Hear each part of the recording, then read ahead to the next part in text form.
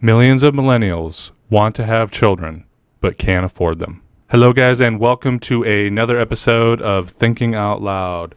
We're going to jump right into it this week. Try to keep this one short. I got some bigger, longer videos coming for you in the next few days, but it's just taking a lot of time to get them together, so I'll have those out for you soon.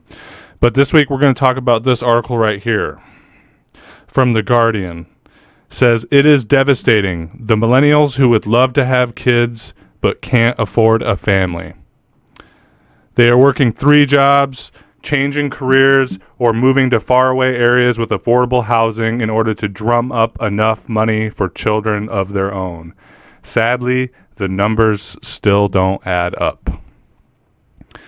And Johnny, my co-host Johnny sent me this article. We were just, having a back and forth over Messenger, and he sent this to me, and we had a conversation about it. And, as I was reading it, I decided I want to make a video about it because, a few weeks ago, or actually it was probably about a month ago, I did a video about, 56% of people think humanity's doomed.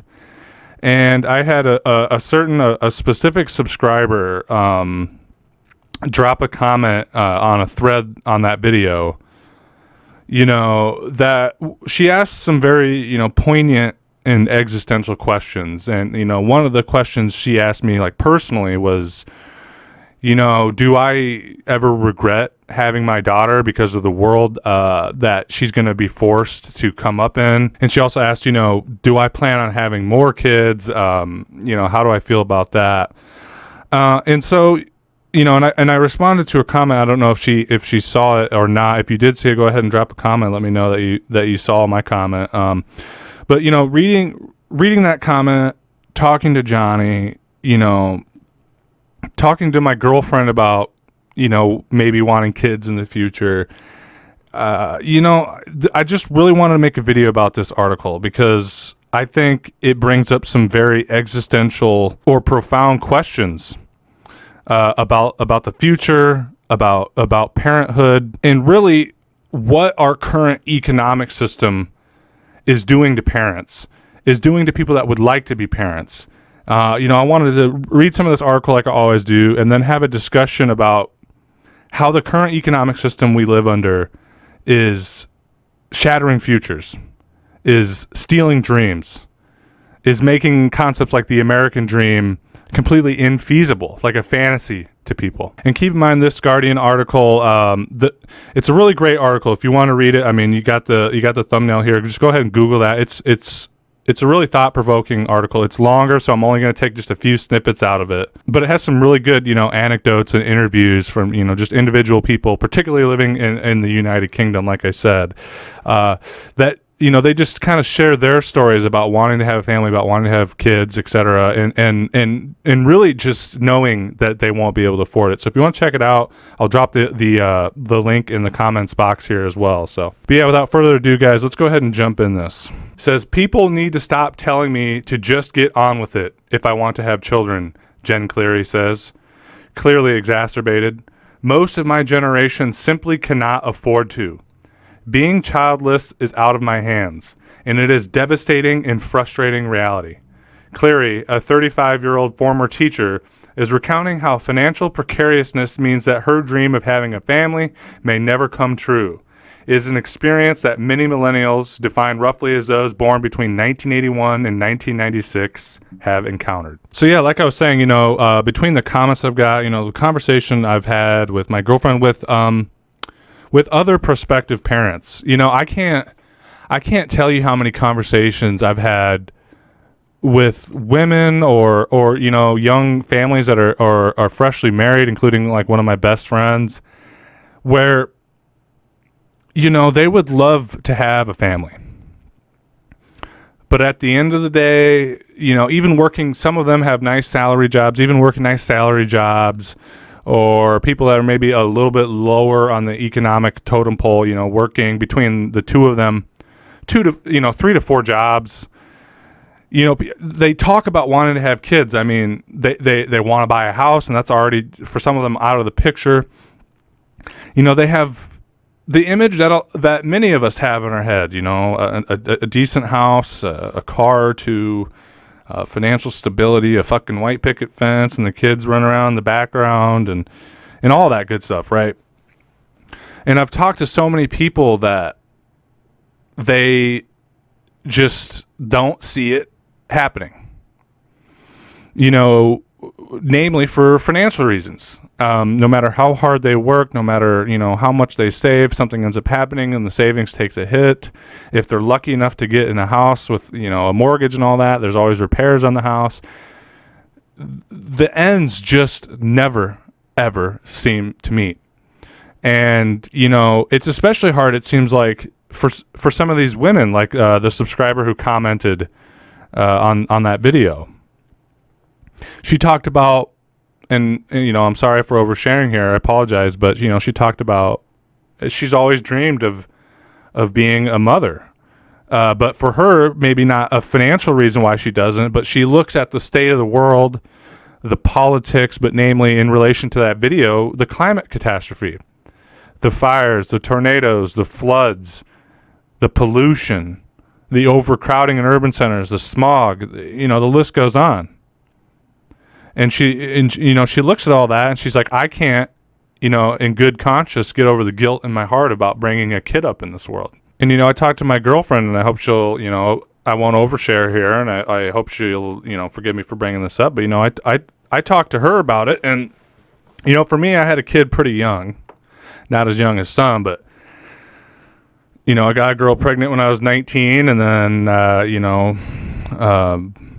my daughter was born in, you know, on May 1st of 2013, and you know, I was like just about to turn 20, you know. And for me, you know, I maybe always envisioned having more kids, and you know, I'd like to, but you know, I've talked with my girlfriend about this. Man, it was it was fucking hard bringing this kid up in this society and in this economy, you know. When Emerson was born, I had no fucking idea what I was doing, as all, you know, no parents know what they are doing. But, you know, being that young also, I had a lot of growing up to do. I had no real prospects. You know, when she was born, I was, you know, living with my dad and had no place to move out to. And, you know, over the years of raising her as a baby and a toddler and all that, man, it was fucking tough. You know, I split with her mom and didn't have, you know, that, and then you get child support. So on your end, it's extremely hard to pay for things. You don't get to see your kid as much as you'd like. You know, I was working shitty jobs. I worked overnights. You know, the same sort of financial issues we're talking about here. It just things never seemed to, you know, the ends never seemed to meet. And, you know, the baby's crying and you don't know what to do. They got a fever and you know, you got to feed them, you got to take care of all your other stuff. And then I was going to school, I was working full time at a factory. You know, I remember sitting here at the kitchen table, I got fucking 2 textbooks out, a notebook, a fucking planner. And then I got the kid on my lap like this, you know, she's crying. And, you know, I got a thing of baby food here and I'm like trying to spoon the food in her mouth while I'm trying to study. Didn't have a car. I remember, you know, getting one of those bike cocoons. You know, when her mom was working at one point, was working a later job, I had a fucking bike cocoon on the back of my bicycle. Nice bicycle, about the only, you know, worldly possession I had that was worth anything. And I remember, you know, all the way up until about December when the first snow would come down, you know, going to work, you know, ride my bike in the morning to work with, you know, my eyes freezing, my beard freezing, and then I'd go and pick her up from daycare and bundle her up in fucking 6 coats and 3 blankets and 8 hats and fucking 2 pairs of mittens, and I'd stuff her like a little, she looked like a goddamn soccer ball by the time I was done with her in the back of this cocoon. I'd pedal, and then I'd go home and have to study, and then, you know, fuck, man. Anyway, I'm rambling here, but the point I'm trying to make is, you know, talking to my girlfriend about having kids, and it's, you know, it's something I know we're going to do at some point, but, you know, her and I have had a good discussion about, man, I got fucking PTSD about this kid shit. it was tough, man. It was tough either, having to do it on my own when, the mother and I split, or just the crying and the to-do list goes on and on and on. And, I got a lot of PTSD about it, and I joke, I'm like, fuck, man, my kid's 8. I'm just, and she agrees we'll put the brakes on it for a while, but it's like, she's 8. She's just now at a point where I can leave her the fuck alone and do my own shit and, do this YouTube channel or whatever it is I want to be doing. Maybe go see a show. For me, it was growing up, and just when I turned 18, 19, when you're just finally out in the world and, you go do shows, you go to bars, you do all this fun shit, and then nope, hard stop, none of that freedom. Here's a fucking kid, here's a baby, figure it the fuck out. So, now for me, I'm just getting to this, I'm 28 years old, and I finally reached a position in my life where I'm doing okay, and I can, stretch my wings and fly a little bit. So I'm not eager to give that up. And I realize, it's not going to be how it was, but it's, coming up from nothing, but, it's left a residual, traumatic impact on me. But anyway, guys, going on here with this article, sorry for rambling. The UK's birth rate is at a record low, with fertility rates for women under 30 at their lowest levels since records began in 1938. There are many factors that contribute to this, including the fact that many people struggle with infertility. Some make a positive personal choice not to have children, and others decide against having kids because of the uncertainties and peril of the climate crisis, like we were talking about. But finances and the rising cost of living are a persistent and growing issue.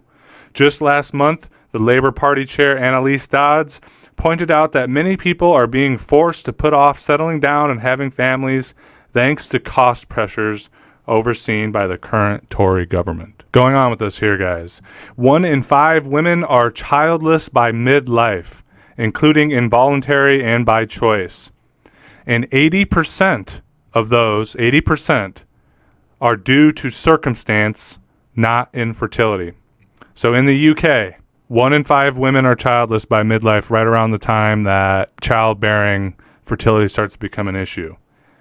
Out of those 1 in 5 women, 80% of them has nothing to do with infertility, has nothing to do with the fact that they've chose not to have kids. It's just due to circumstance, due to, the ends not meeting, due to finances. Says Jody Day, the founder of Gateway Women, a support network for involuntarily childless women. Quote unquote, so much of this 80% is due to a tapestry of systemic issues like student debts and career focus, meaning that family planning is left too late. She adds, while rising house prices and a lack of affordable childcare make genuine financial security seem harder and harder to attain. And, for my girlfriend and I, that's also kind of on the spectrum. That's a good reason. It's not that, I think her and I make a fucking great team. We're very simpatico and have a lot of give and take in the best way possible. But, for her and I both, we're at the age where it would be nice to maybe have at least another kid and start that process. So by the time they're grown up, we're not too old and fucking decrepit, But, for both her and I, she's a muralist, she's a painter. We're working really hard to get that business off the ground. I'm trying as hard as I can to grow this channel and, get my message out and get a following and hopefully someday pay the bills with it. If you will, go to the Patreon if you want to help with that cause. But, for both of us, the main reason why we're not having kids is, the main thing is career stuff, We're trying to get to a certain point where our careers that we want to do for a living are paying the bills, so we don't have to work, dead-end jobs or even if it's a job we like, have to put in all these extra efforts so that we actually have time to properly raise the children. Because, going back to my fucking long-ass life story that I gave you there,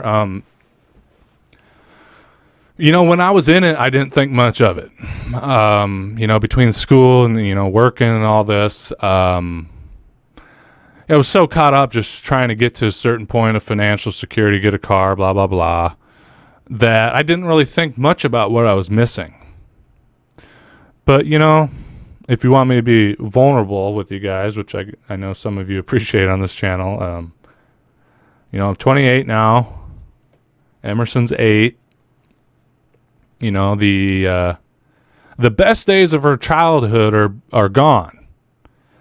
She'll be a teenager pretty soon. I make the best of what I can. I'm still working a lot. And, sometimes I sit with her on the couch there And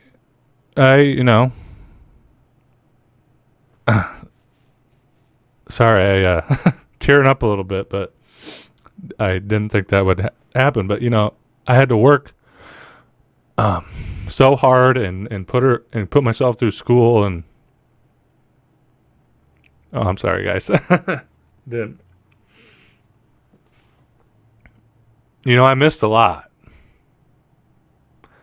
and I'll never get it back. And so how it is being a parent. Sometimes you worry between everything going on that you're failing them in some way because you're not as present as you'd like to be. But it's tough. So beyond just trying to make your career happen and stuff. If you already have kids, man, because of the system we live in where you just have to work yourself to a pulp, there's nothing left for your kids, man, at the end of the day sometimes, and it's fucking sad. And I know I'm not alone in that, in those feelings. I'm not alone. I mean, millions of us around the world are, either putting off having a family because it's, you're trying to get somewhere with your life and do something with your life so you don't feel like a fucking loser, or you have kids either by happenstance or because you want to, and you just don't have enough to give them, man, and it's a bummer. And it makes me sad because I know I'm not the only one that's had that case, and I don't regret any of those decisions. It was for the best, but also you want me to go on being a little vulnerable, man. I wasn't ready to be a dad, for me personally, and I'm sorry. I didn't think this video was going to turn into a fucking confession, call the father, but apparently it is. But I wonder how much of how hard I was working and put myself from school. I do wonder sometimes. I should be talking to my therapist about this, not you guys, but how much of that was trying to avoid the reality of what I was missing, or of what ways I might have been failing as a father. You know what I'm saying? Just coping mechanism. Stay busy. Don't think about it, right? But anyway, guys, I'll cut off the waterworks here, and we'll jump back into this article. We both work, so we're already paying the equivalent of another mortgage for our existing childcare. Britain feels like the worst place you could possibly be in Europe when it comes to raising small children. In a recent survey of more than 20,000 working parents, 97% of respondents said that the cost of childcare was too expensive. So that's another thing. It says here, we both work, so we're already paying the equivalent of another mortgage for our existing childcare. Yeah, man. My biggest expenses each month is 1, rent, obviously. 2 is childcare. And then my 3rd is, my fucking car payment. It's not so bad during the school year, but during the summer months, man, I'm fucking paying 1/3 of my income sometimes for childcare. 1/3 of my income. I make $15 an hour. I'm a broke asshole. That's why I need your guys' help on the Patreon. But I make $15 an hour. In order to have my kid in daycare so that I can be at work to make money for the daycare, I have to pay $5 out of that 15 fucking bucks. And then the government takes 1/3 in taxes or so. So every hour, during the summer, at the end of the day, between, daycare and taxes, I'm making $5 to $7 an hour, man, to pay the rent and all the other bullshit. If I didn't get, food stamps or, the earned child income tax credit every couple years when I split it with her mom, I'd be fucked, bro. And this is exactly why this is perhaps the biggest issue, even more than not being able to buy a house. People can make do with renting and shit. I think that's definitely a large barrier, but I think it's really a minuscule barrier compared to the cost of childcare. And I wonder if we had overnight somehow Congress got its shit together, which they won't, and they passed a resolution of universal childcare. You don't pay anything for childcare just comes out of the tax revenue that the government already has. I wonder if you just eradicated the cost of childcare or childcare was free. I wonder how quickly, how overnight this would change for millions of parents if they had that. Would they be like, okay, I'll have kids now. Oh, I'll have another kid. I'll start a family. Yeah, maybe I won't be able to own a house because the housing market's fucked. But as long as my childcare expenses are taken care of, I can do this. We can do this. And I think that's fucking insane. That's such a, and I know it's a big resolution. It's a big piece of legislation, but really in the grand scheme of things of running a country, that one little thing, one bill, one law passed could change it. You know, that one law would be enough to change the lives of millions and millions of parents and millions more of prospective parents. But yeah, guys, let's go ahead and round this off. This last bit of reading I have here towards the end of the article. For Fiona, coming to terms with being childless has ultimately been liberating. Quote unquote, I've made peace with it, although it is a decision that has been taken from me. I want you to remember that part. A decision that has been taken from me. At least now the focus is on making my life the best it can be for myself, she says. We had no choice in being brought into the world, but at least I can take better ownership of my life now by living it fully.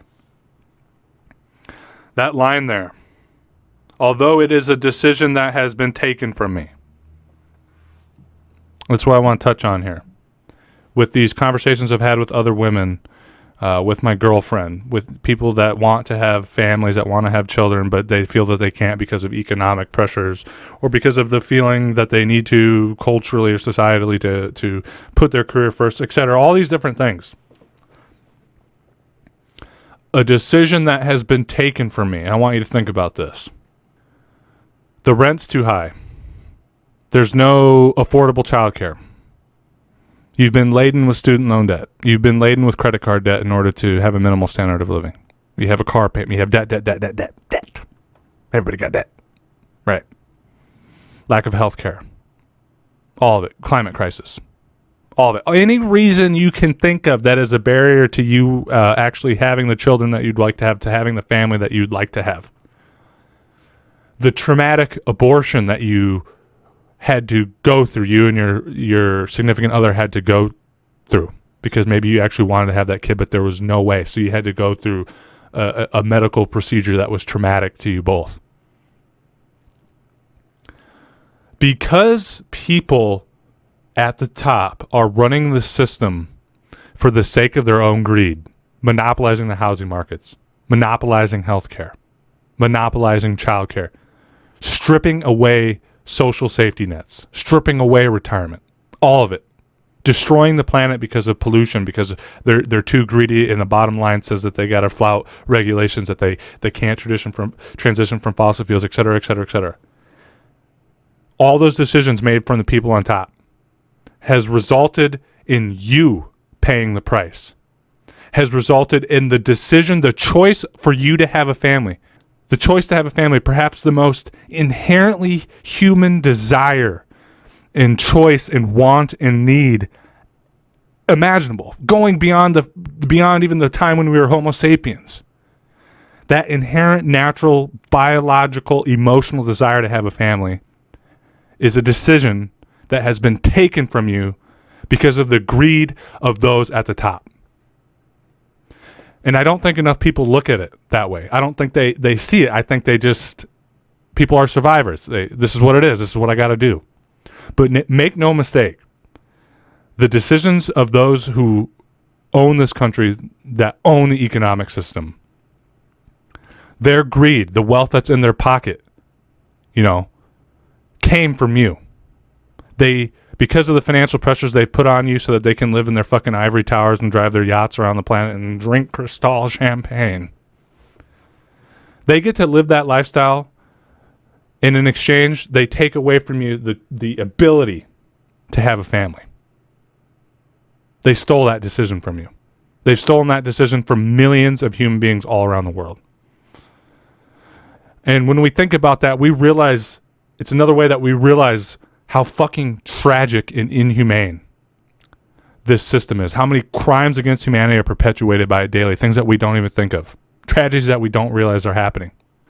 people having to go through a traumatic abortion that they didn't want to have because they can't afford children. And no, I'm not saying abortion is bad and you shouldn't feel bad about it. If you don't feel bad about it, that's fine. But there's people that have abortions because they can't afford to have a kid and they wanted to have kids, and it's a traumatic medical procedure.